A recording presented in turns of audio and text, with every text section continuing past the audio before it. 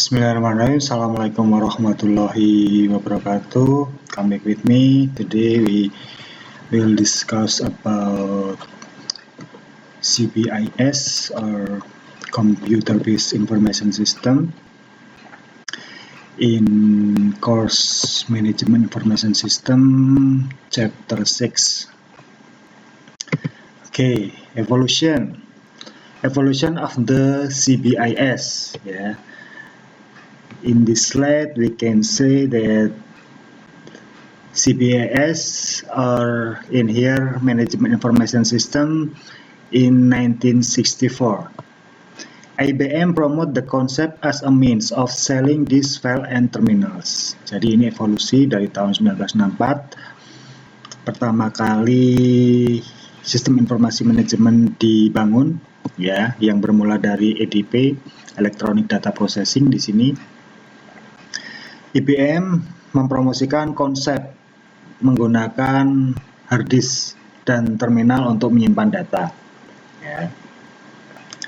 Selanjutnya DSS 1971. DSS ini Decision Support System atau sistem pendukung keputusan. Ini mulai dibangun pertama di tahun 1971. Di dalam DSS ini diperkenalkan konsep MIS atau Management Information System untuk organisasi, dan DSS sendiri Decision Support System untuk individual, yaitu di sini manajer untuk pengambilan keputusan. Lalu berkembang lagi di tahun 1990 ada ACE. ACE ini Executive Information System, sistem yang sengaja dibangun khusus untuk top level management atau para pimpinan, di sini direktur, vice direktur, dan seterusnya. Lalu di tahun 2000 ada sistem ERP, Enterprise Resource Planning. Sistem ini digunakan untuk mendevelop suatu sistem e-business, yang serba online. Tokopedia, Bukalapak, nah itu di dalamnya ada sistem ini. Nah, semua ini adalah evolusi perkembangan dari Computer-Based Information System. The CBIS model, di sini kita lihat di sini ada Accounting Information System atau biasa kita sebut SIA. Mungkin Anda dapat ini mata kuliahnya Sistem Informasi Akuntansi. Lalu Management Information System, nah ini yang kita pelajari sekarang atau MIS. Selanjutnya ada Decision Support System. Nah, ini sistem pendukung keputusan untuk level pimpinan. Virtual Office ini sekarang lagi marak. Kenapa? Karena di masa pandemi kita nggak boleh kemana-mana, maka kita bisa kerja, bisa belajar dari rumah aja. Nah, untuk bertemu gimana? Kita bisa menggunakan WhatsApp Group, bisa menggunakan Google Meet, bisa menggunakan Zoom, dan lain-lain. Toolnya banyak ini. Lalu Knowledge Based System. Nah, Knowledge Based System ini yang sekarang banyak diseru-serukan, yaitu Artificial Intelligence atau kecerdasan buatan.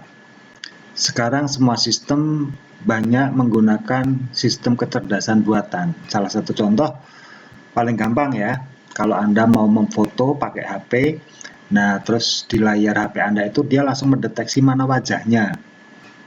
Langsung ada bulet-buletnya, misal di situ ada 5 orang yang mau foto, langsung di kamera itu muncul 5 buletan pas di wajah. Nah, itu sistem deteksi wajah.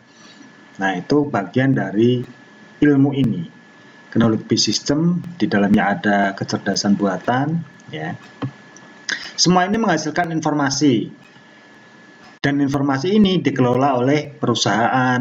Perusahaan di sini ada masalah apa? Lalu dari informasi ini bisa diambil keputusan. Lalu keputusan ini digunakan untuk problem solving, untuk menyelesaikan masalah-masalah yang ada di perusahaan. Next. Information Service. Information Specialists have full-time responsibility for developing and maintaining computer-based system. Jadi di sini spesialis informasi atau tenaga IT atau divisi IT mempunyai tanggung jawab penuh untuk develop dan maintenance, untuk mengembangkan dan merawat computer based system atau sistem informasi di suatu perusahaan. Jadi di sini tugas siapa? Tugas para IT. IT itu bermacam-macam tugasnya. Ada yang ngurusin bagian database, ada yang ngurusin bagian jaringan komputer, ada yang ngurusin bagian sistem, ada yang ngurusin bagian keamanan jaringan agar sistem tidak bisa dihack dari luar dan lain-lain. Ya. Kalau Anda di sini, Anda bagian dari manajemen information system atau bagian dari sistem informasi manajemen, ya, sebagai sumber daya manusia di bidang manajemen. Next. Nah, di sini ya, user ini tenaga IT yang saya bilang tadi, dia mengurusi database atau di sini profesinya disebut dengan DBA, database administrator. Lalu ini anak-anak S1 sistem informasi, dia dicetak sebagai analis sistem. Lalu anak-anak S1 teknik informatika, nah di sini dicetak sebagai network spesialis atau ahli jaringan komputer. Ya. Nah di sini analis sistem itu di breakdown ke belakang. Ada programmer di dalamnya, ada operator di dalamnya, dan di sini semuanya menggunakan peralatan komputer. Ya. Next. End user computing. Nah ini user atau brainware. Jadi kalau kita bicara computer based information system itu ada 3 komponen, ada software, ada hardware, dan ada brainware. Nah di sini brainware ya, atau user. End user computing, development of all or part application. Jadi di sini mengembangkan semua bagian dari aplikasi. Tugasnya merawat, memaintain, mendevelop, mengembangkan aplikasi-aplikasi sistem informasi di suatu perusahaan. Ya.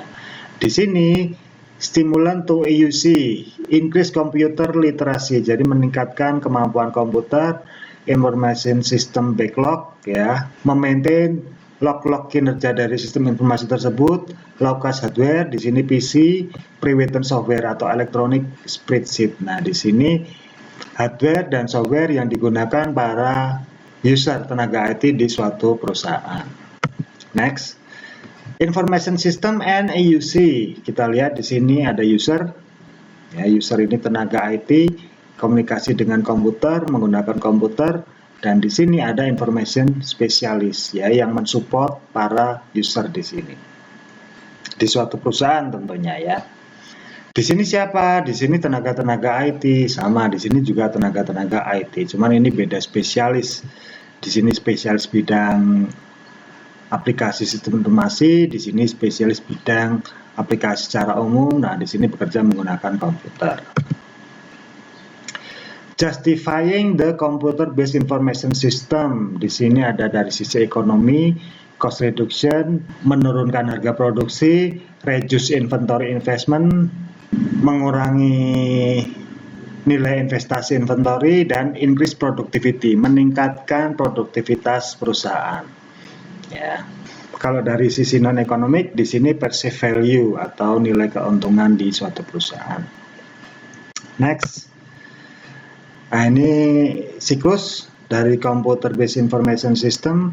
Yang pertama ada perencanaan atau planning fase, yang kedua ada analisis fase atau analisis permasalahan atau kebutuhan sistem yang ada di perusahaan, yang ketiga desain fase, ya ini tahapan untuk mendesain suatu sistem informasi di suatu perusahaan.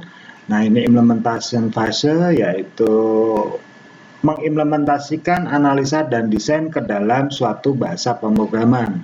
Ya, ini sudah pernah kita bahas di pertemuan ketiga. Yang terakhir yaitu penerapan sistem informasi di suatu perusahaan. Nah, ini dianalisa di sini. Kalau misal nanti ada trouble, ada error, ditemukan bug-bug sistem, maka kembali ke sini. Di planning lagi, dianalisa lagi, didesain ulang, dibenahi programnya, diimplementasikan ke perusahaan lagi, terus ya, dia berputar terus. Jadi tidak berhenti di sini terus perusahaan menggunakan sistem tanpa ada evaluasi? Enggak, tetap dievaluasi di sini. Next. Role played by the manager and by the information specialist. Nah, di sini bisa kita lihat hubungan antara manajer dan spesialis sistem informasi. Dari tahapan ini, fase ada planning, analisis, desain, dan implementasi. Lalu di sini manajer menemukan permasalahan. Dari sisi planning, disupport information system specialist, ya. Lalu di sini manajer tugasnya mengontrol, analisis, desain, implementasi, dan penggunaan.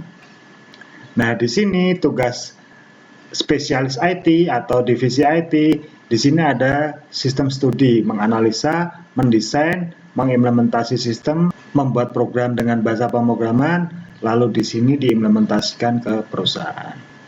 Ini anak-anak IT di sini tugasnya, ya. Next.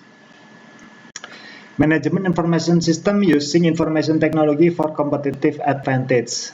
Jadi sistem informasi manajemen itu menggunakan teknologi untuk berkompetisi di sini. Jadi semua perusahaan sekarang memang rata-rata menggunakan sistem ini. Baik itu perusahaan di bidang produksi, di bidang manufaktur, di bidang kesehatan, di bidang pendidikan. Ya, kalau pendidikan itu kayak di kampus. Kampus itu punya banyak sistem informasi. Salah satu contohnya itu ada portal. Kalau Anda ngecek nilai itu di portal. Terus ada web UMK sendiri, terus ada e-learning, Sunan. Nah, itu bagian dari sistem informasi manajemen perusahaan kalau di kampus, ya. Terus yang diakses oleh para karyawan ada sistem absensi karyawan, terus ada sistem penggajian karyawan, ada sistem informasi keuangan kampus, dan seterusnya. Banyak, ya. Jadi memang sistem informasi manajemen itu sistem yang mengcover semua kebutuhan di suatu perusahaan. Nah, ini lingkungan perusahaan. Lingkungan perusahaan ini ada banyak sekali. Yang pertama ada pemerintahan. Kalau pemerintahan ini biasanya sistemnya disebut dengan e-government. Ya, Kabupaten Kudus sudah pakai e-government. Kalau di lingkup daerah, ya, dinas-dinas di Kudus banyak menggunakan e-government. Siapa yang membuat e-government ini? Ya, para IT spesialis, ya, spesialis sistem informasi. Terus global community di sini ada, terus customer ini kalau kita posisinya sebagai konsumen belanja online menggunakan Tokopedia, menggunakan Bukalapak, menggunakan Blibli. Nah, itu di sini, ya. Secara tidak langsung kita sebagai pengguna sistem informasi di situ. Kompetitor, nah ini kompetitor perusahaan. Ya, perusahaan ini mereka bersaing secara sehat menggunakan sistem masing-masing untuk memasarkan produknya agar mudah diakses oleh para konsumen di sini. Stockholder or owner, nah di sini pemilik perusahaan sendiri, ya, bisa berbentuk pribadi, bisa berbentuk yayasan, dan seterusnya. Semuanya menggunakan sistem informasi di sini. Terus labor union, komunitas buruh, ya ini buruh, perusahaan manufaktur, perusahaan produksi di Kudus banyak sekali, ya. Ada Polytron, ada Pura, ada Jarum, ada Sukun, dan lain-lain, ya. Nah, ini supplier. Supplier ini yang mensuplai bahan baku ke perusahaan. Mereka juga menggunakan sistem informasi untuk mensuplai barang-barang mereka ke perusahaan. Financial community. Nah, di sini biasanya SIA, sistem informasi akuntansi, yang mereka handle, ya, financial community yang mereka gunakan. Jadi sistem informasi di bidang keuangan. Ya. Luas sekali. Semua perusahaan menggunakan sistem sekarang, ya. Value chain. Value chain di sini kita lihat di sini ada infrastruktur perusahaan. Nah, ini perusahaan. Bagian di bawahnya ada human resource management. Nah, ini sumber daya manusia. Ya, sumber daya manusia yang dikelola sebagai pengelola sistem. Lalu di sini ada teknologi development, perkembangan teknologi di suatu perusahaan. Terus di sini ada procurement. Procurement itu pengadaan barang. Jadi kalau di perusahaan itu istilahnya kulak barang. atau pulak bahan, ya. Nah, di bawahnya ini ada inbound logistik, logistik atau bahan baku yang dimasukkan ke perusahaan, ya, disuplai ke perusahaan, lalu di sini operasi, proses produksi, lalu menghasilkan produknya ini siap dijual, lalu dijual oleh para marketing dan sales. Nah, setelah ini lalu ada proses servis. Proses servis itu apa? Proses servis itu merawat konsumen. Ya, biasanya ini perusahaan menggunakan divisi customer service. Jadi customer service itu memang sengaja diterapkan di semua perusahaan dagang agar mereka bisa merawat konsumen. Jadi konsumen kalau mau komplain, kalau mau retur, ada dapat cacat produk dan seterusnya, nah itu bertemunya dengan customer service. Dua divisi ini penting ya. Kalau bisa menjual tapi tidak bisa merawat, konsumen akan pergi. Bisa merawat tapi tidak bisa menjual, apanya yang dirawat, orang konsumennya nggak dapat ya. Jadi ini memang titik penting di suatu perusahaan selain yang proses ketiga ini. Ya. Makanya sekarang banyak lowongan marketing di satu perusahaan, ditarget 3 bulan misal target penjualan 1000 unit. Kalau tidak mencapai target di-cut. Ya, nah itu karena semua karyawan di divisi marketing ini harus bisa menjual produk, intinya itu.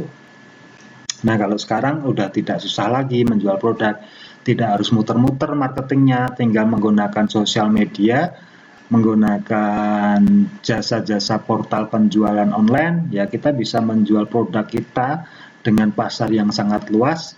Bahkan kalau produk kita itu kita jual dengan bahasa Inggris, dengan harga dolar, nah itu bisa menembus pasar internasional di sini, ya, pasar ekspor. Next, nah ini dari supplier mensuplai barang, ya. Ini ada alurnya sendiri, masuk ke perusahaan barangnya, di sini ada alurnya sendiri, lalu di sini relasi perusahaan yang siap membantu menjualkan atau bisa dibilang dengan distributor, dan di sini ada pembeli, ya, pembeli atau buyer, para konsumen, entah itu konsumen individu atau konsumen yang berbentuk perusahaan juga yang sudah berlangganan dengan perusahaan untuk selalu membeli produk-produknya, ya. Semua ini membutuhkan satu sistem informasi. Nah, sistem informasi ini disebut dengan sistem informasi manajemen. Next, nah ini infrastruktur sistem informasi manajemen. Komponennya ada sekian macam. Yang pertama software ini sudah pernah kita bahas. Software ini ada sistem informasi, sistem operasi, ya, ada Windows, ada Linux, lalu ada sistem aplikasi yang dibuat untuk membuat pemrograman, ada software yang dibuat untuk membuat gambar, logo, mendesain logo perusahaan, mendesain identitas perusahaan, dan lain-lain, ya. Lalu hardware ini ada printer, ada komputer, ada laptop, ada jaringan komputer itu bisa berbasis kabel. Kalau di UMK itu menggunakan kabel, ya, antar gedungnya, cuman kalau di dalam gedungnya menggunakan WiFi. Jadi kalau Anda di depan itu ada perpus lantai 2, nah lantai satunya itu ada ruang server atau ruang PSI. Di situ semua server UMK berada di ruang PSI itu. Ya, dan di sini karena ini ruang server, kalau Anda lihat itu kan kacanya itu selalu ngembun. Kenapa? Karena AC-nya itu nggak pernah mati, ya. Ruang server itu tidak boleh panas karena karena servernya itu nyala terus. Nah, biar tidak panas, maka AC-nya itu full 24 jam di situ. Makanya kacanya selalu ngembun, karena di dalamnya itu dingin. Jangan sampai panas di sini, nanti kebakar, ya. Nah, dari situ, dari ruang PSI itu, terus disebar ke semua fakultas menggunakan kabel. Nah, dari fakultas itu lalu dipasang WiFi untuk diakses para mahasiswa dan dosen, ya. Ini sistem jaringan di suatu perusahaan. Ini juga membantu infrastruktur sistem informasi di suatu perusahaan. Selanjutnya database. Nah, ini database kalau di UMK itu punya 2.500 mahasiswa per tahun masuk, berarti 4 angkatan itu kita punya 10.000 mahasiswa aktif. Ya, itu bukan sedikit, itu besar. Dan database ini menggunakan software-software yang bisa digunakan untuk mengelola data sekian ribu mahasiswa atau sekian ribu data. Kalau di perusahaan, misal Polytron berarti sekian ribu produk Polytron. Ya, ini database-nya harus tangguh, kuat ya. Kalau tidak kuat, servernya hang ini. Karena datanya sekian banyak. Karena di sini database ini tidak cuma hanya produk aja, tapi data karyawan.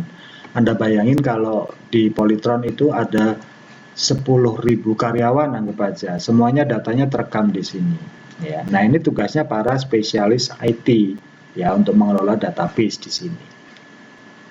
Lalu informasi yang dihasilkan gampang aja, ini kalau di kampus itu Anda mendapatkan KHS atau kartu hasil studi. Nah, itu informasi yang dikeluarkan oleh sistem untuk para pengguna sistem. Ya.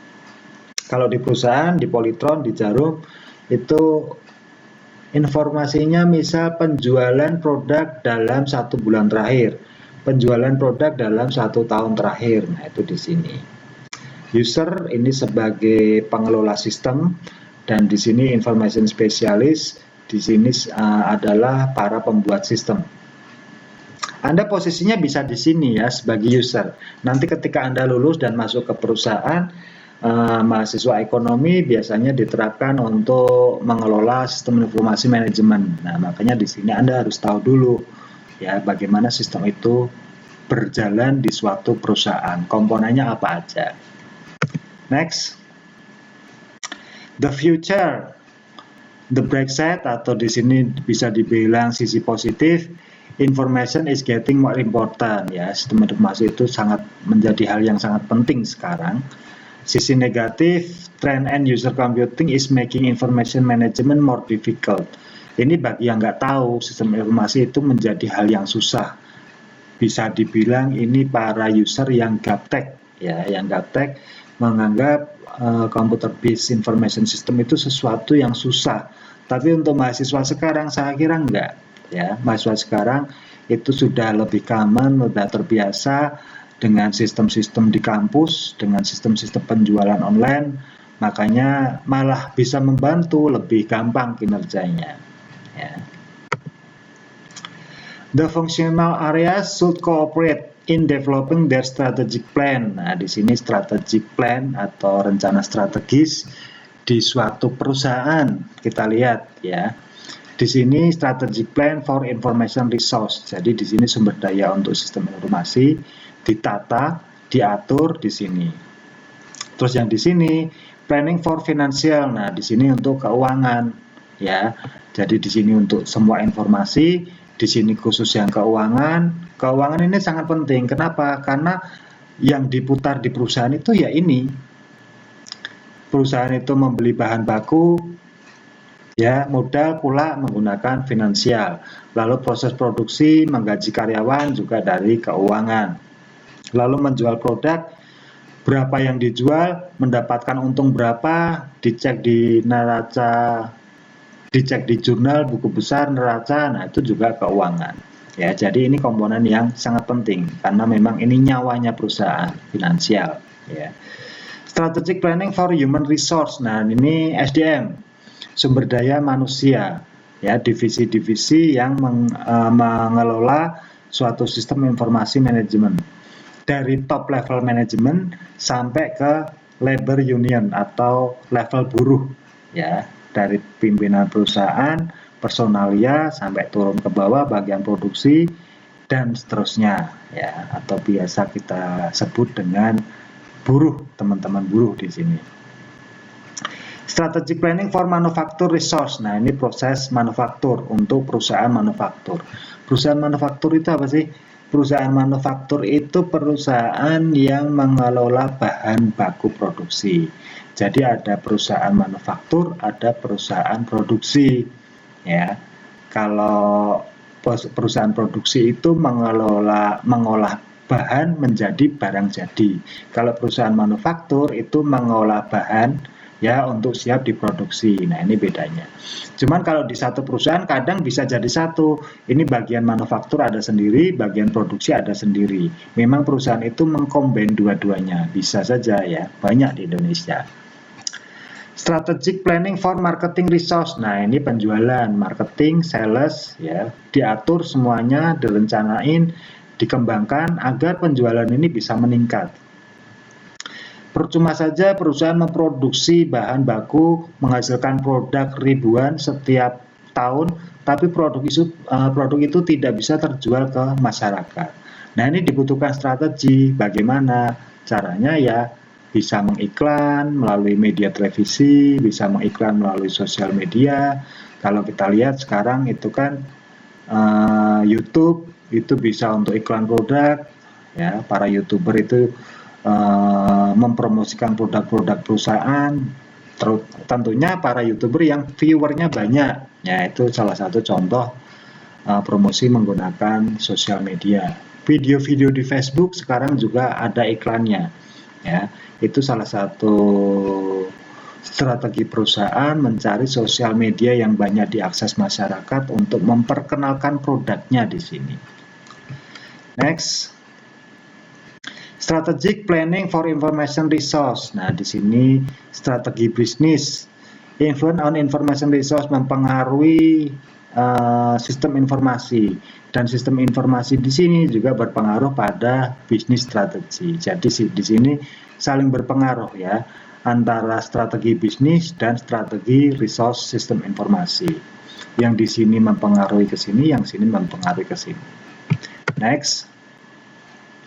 Information is gathered from all of the physical system element. Jadi informasi itu dikumpulkan ya. Kita lihat di sini dari sisi manajemen, input resource, lalu proses, lalu output.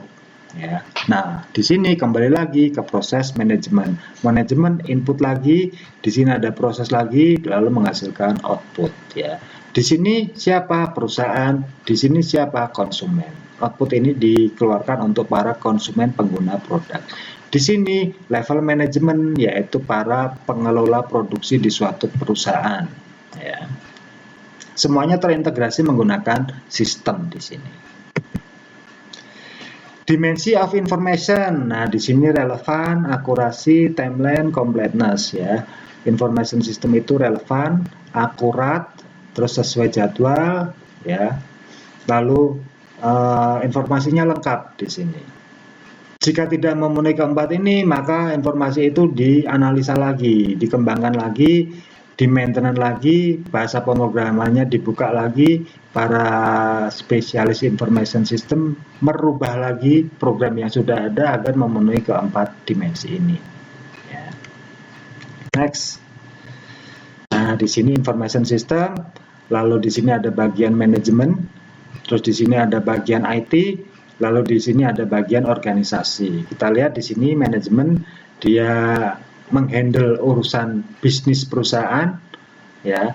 Bagian teknologi, information teknologi, di sini ada information system yang membantu sehingga dari bisnis perusahaan masuk ke sistem. Sistem ini menghasilkan DSS atau Decision Support System untuk para manajer. Nah, di sini ketika ada masalah maka dia kembali lagi ke sini ya.